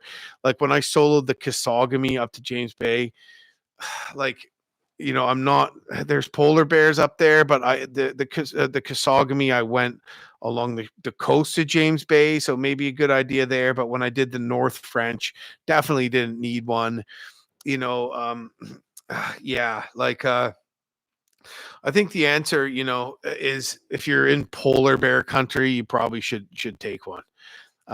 For me, but you'll get a lot of varying opinions, right? So like when we were crossing the settlement region of the Labrador Peninsula. I'm forgetting the name right now, but we had to get permission from the Nunit Savat, it's called, a governing body there. They just let everybody go, but they ask you to like fax them something and fill out a form. But one of the things they said was mandatory is that we had to carry a firearm, or they wouldn't even like let us go, right? So you get varying ideas on that. I would say, statistically, carrying bear spray has been more effective on a research done of all kinds of data compiled from Alaska for many years. But it just don't let a gun provide you with a false sense of security either, because like oftentimes what happens is that there's a bear problem and the gun's back with your gear, or your gun's on the other side of camp and you're here, right? It's not always on you, and these kind of things, and that's why handguns statistically are as effective as long guns, because even though the handgun's not as effective, it's always on you. So you can just pull it out and shoot. And then because of that reason, it's going to work. Okay. When you actually have the long gun on you, yeah, it's going to be more effective. But when it's leaning up on a tree over by camp because you don't care anymore because a bear hasn't been around for multiple days in a row, and then all of a sudden there is one, it's not close enough to where you need it to be to protect yourself, right? So if you're gonna get a gun, you can't just get a gun and be like, I have a gun, we're good now. It's like you got to go out there and just blast it, man. You got to freaking take a bunch of slugs, set up targets. I did one drill where I set up a piece of wood, like a piece of firewood on a pulley, and then I pulled the string and it would like swing toward, like just try to blow it out, like shoot it out of the air, basically. You can look that up online. I think it's called Bear Charge Gun Drill. I don't know where it is, maybe Field and Stream. Yeah, you got to practice and all that kind of stuff, right? Yeah, it's a personal choice, I think. And of course, if you don't know guns and you don't know how to be safe with them, a gun can be more dangerous than a bear too, right? So these are all things to keep in mind. Yeah, I hope that gave you some sort of an answer. It maybe not a direct one. I've been following you for years. I was so excited when I saw you were coming to my hometown. Come back to the Northwest Territories again. Check out Day Cho next. Nice. I love NWT. Okay, well, I'm gonna go to Northwest Territories in March. I'm gonna go ice fishing and do a skidoo trip up into, I don't know, go up the ice roads, go up to some lake in the Coppermine system and just try to smash some giant lake trout and that kind of stuff. So I'll be there. But I think probably one of my favorite places in NWT, well, obviously the Mackenzie Mountains are crazy cool, but great bear, man. The bear, oh, wow. So cool. Love it. What's the longest soul? Anyways, thank you for watching. Awesome to have a northerner watching my trips. That's one thing I think is so cool about what I do. I like when I drive to like Toronto Pearson Airport, or when I'm there, nobody ever recognizes me. But if I'm at like the train station in Moosonee or like the airport in Yellowknife, like this is where people are like, hey Jim, we watch your videos. Can we get a picture with you? Maybe I've picked a small niche, but that makes me feel happy. I like the video you did where you hunted for some geese. That was the one in Labrador that I was talking about, I think. Ever experience anything paranormal out in the wild? So, on the Thanksgiving long weekend, me and Tori were in a large side by side, and there was like 4 or 5 people in it. And me and Tori saw a bald eagle land on the road in front of us. And as soon as it landed, it turned into a raven. And Tori's like, yo, I'm like, did you see that? Like, I thought I was losing it. Nobody else saw it. Tori's like, yeah, I saw it. And so like, the only thing I can explain is that it was a raven that was holding like a big white piece of like a round white kind of disc, maybe, that it got at the dump or something, and it was holding it in an awkward way in its beak, which was blocking its face, and it wanted to land to like reposition how it was holding this thing. And as soon as it landed, it dropped out of its mouth, but then it saw us coming and flew away before picking the thing up again. But what it looked like was a bald eagle. And if this is a raven, this is a huge raven, a bald eagle landing in front of us. And as soon as it landed, it turned into a raven. And this is what it looked like, as clear as day to both me and Tori. So, you want to call that paranormal? Who knows? But that was really cool.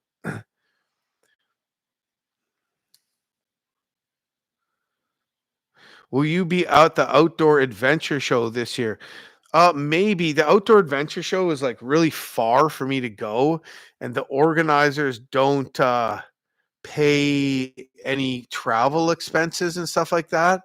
So I haven't been going. I used to do a lot more like speaking at things too, and I used to write vigorously for Field and Stream magazine, Outdoor Canada, Men's Journal. You know, I used to write a lot, and I used these presentations at trade shows, which I really enjoyed doing. Like they're a lot of work, but just meeting people in person and meeting other people, other, that are in the industry in general, and super cool and fun. But it's just my time's so taxed. It's just, I haven't been getting it up to. So I probably won't go.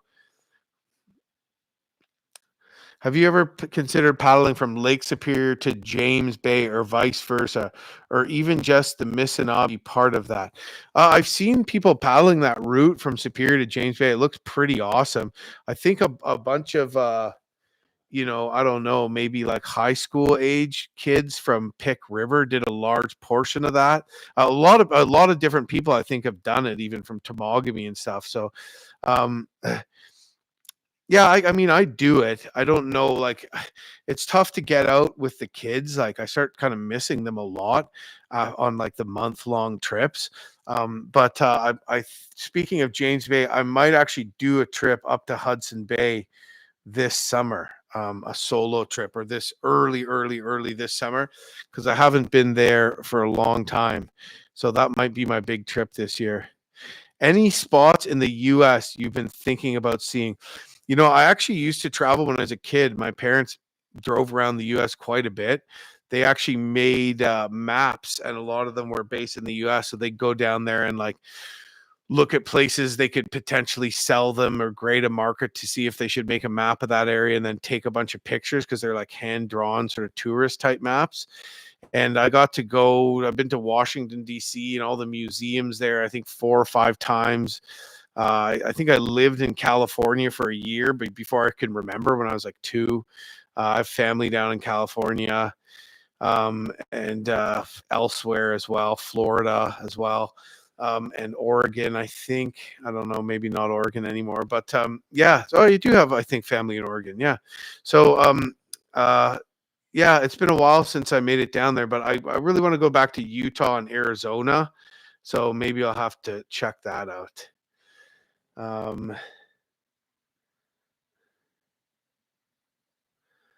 Just the Northern Lights. Wow. Wouldn't mind seeing some planning and pre-trip prep. So true, Mike. It's such a kind of like stressful sort of gong show, the pre-trip planning, to get all my ducks in a row. It's like the last thing I have time to do is film it.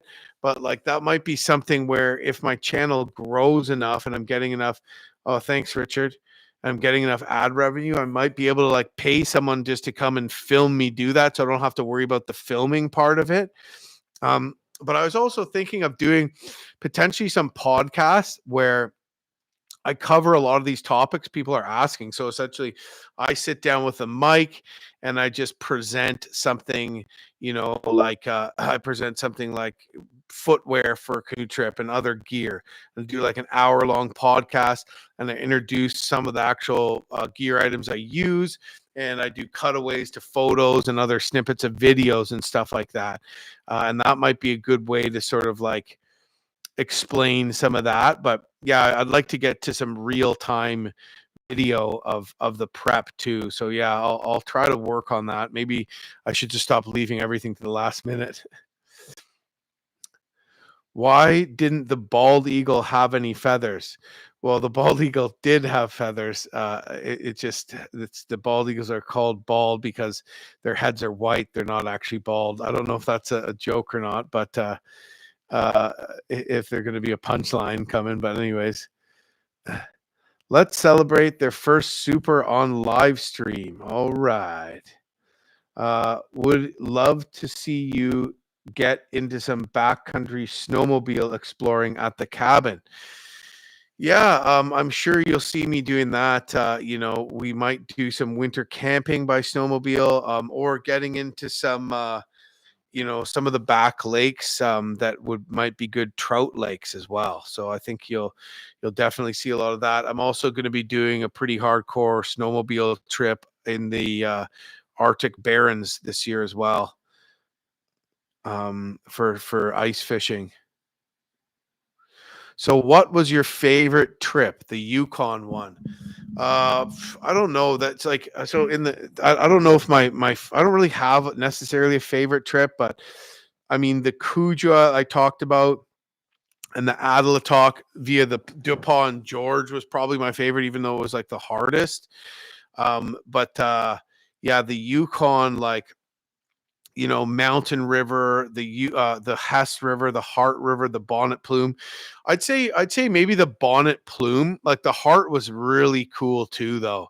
But I think the Bonnet Plume because it was more challenging. The only problem with the Bonnet Plume is I just really didn't have enough time, and I was pretty rushed. But that might have been my favorite. I'd like, and then also the water was high too, so there's a lot of really pushy current stuff I couldn't really run.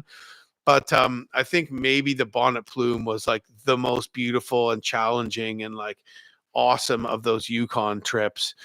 So yeah, I'd say the Bonnet Plume is for sure up there with one of my favorite trips. I mean, the Seal River adventure too, just the Seal River, mind-blowingly cool. The wildlife, the polar bears, the whales, like it's so hard to choose, right?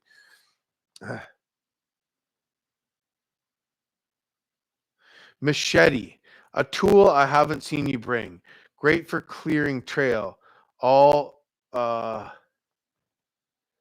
Also filleted a trout with it when I lost my knife. Ever considered bringing a machete? You filleted a trout with a machete? Holy crap! That must have been a pretty big trout. Yeah, I don't know. Like so much of the vegetation is so woody that like machetes are you chop them and they just whip. Like if you see me trying to break the trail with when I did the North French in my Arctic Watershed solo series, and there's all those bushes. It's just like the branches are so woody. You're just chopping them and they're just whipping. It doesn't even break through. It's like you need a saw. You need snips to get through that. It's like machetes are made for where there's those big, heavy vines that grow in the jungle, and you can just chop them because they're so full of water that they don't move much, and you can just chop them off like that. So yeah, I don't think like a machete personally. I mean, no offense, but I don't think it's like a really great tool to bring to. I mean, it's okay, right, to clear trails and stuff like that, depending.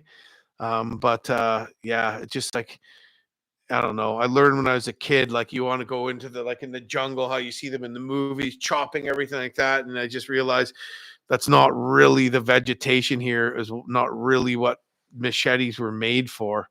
So yeah, I think probably I won't bring one.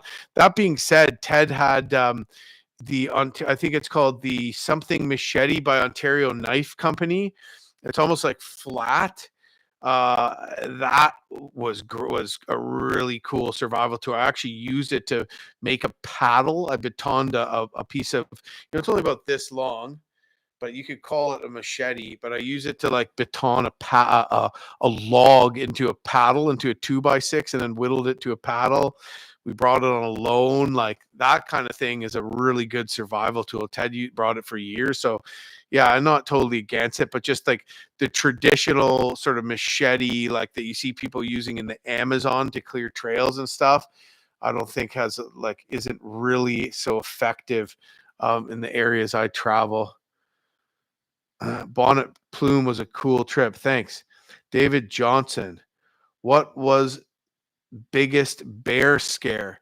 Uh, I don't know. I told you that probably that one I told you about how we had to blast a warning shot at it and stuff like that.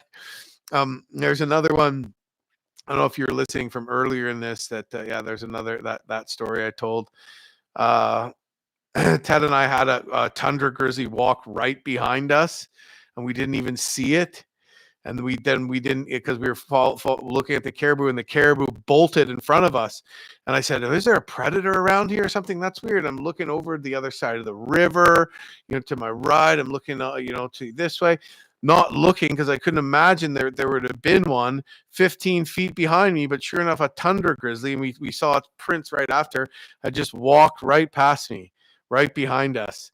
So that wasn't an in the moment bear scare, but I was like, whoa, that was, we had no idea that thing was there. If one of these things wants to get us, it's probably going to be pretty freaking successful at it. Well, any spring whitewater trips planned? That Dog River. Oh, the Dog River is sick. I don't have any spring whitewater trips planned. I don't know what I'm going to do. I don't know. You got any suggestions? Maybe something that's not too far away. Yeah, I don't know. I haven't done the Petawawa for a long time, but I'd like to try something different. I wouldn't do the Dog River again. But yeah, we'll see. I don't know. I don't know. I got a trout fishing trip I want to do, but yeah, I'll probably hit up another whitewater river or two this spring. Anyways, oh man, I have more questions. Casbah, yes. I have a friend, Trevor, that you see. He's in one of my fishing videos. He got it up there for years. North part of Quebec. What about the Broadback? That's counts as northern Quebec. The Broadback is a deadly whitewater river. Dog River was super cool, close to home for me as I live in Thunder Bay. Nice. Kazan River. I was talking about with Frank Wolf about potentially doing a winter trip in that country to retrace an old Inuit travel route. But yeah, I do Kazan River of Man. That'd be a cool river, and you can also potentially see the caribou migration. That's a definite a bucket list thing for me. Lac Melatic. Where's Lac Melatic, Pierre? Sounds great. Yeah, there's another one that comes into the what's it called? Manicouagan, called the Musha Lagoon, and you can drive there and get a float plane. You can get a float plane from Manicouagan and do a river where you paddle back into it.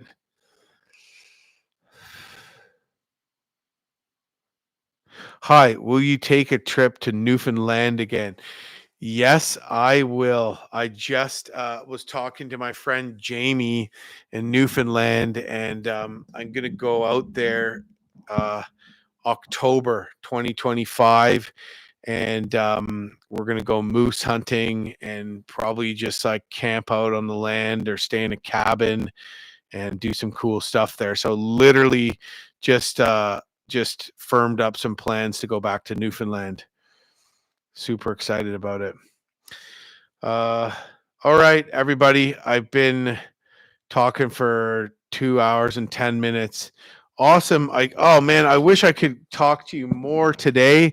Sorry if I didn't get to anybody's questions, but maybe next time I do this, I'll just go rapid fire. I really like to kind of like answer these questions more in depth, and they remind me of stories, and they're all such good questions. So, but between Val-d'Or and Amos, nice. I used to work up in Val-d'Or in mineral exploration. Yeah, I'm going to next time we do this, I'll just rapid fire a bunch of questions because I want to connect with more people. But this has been a lot of fun. Thank you very much. Yeah, I'll talk to you again soon. Lots of cool stuff on videos coming out too, so stay tuned.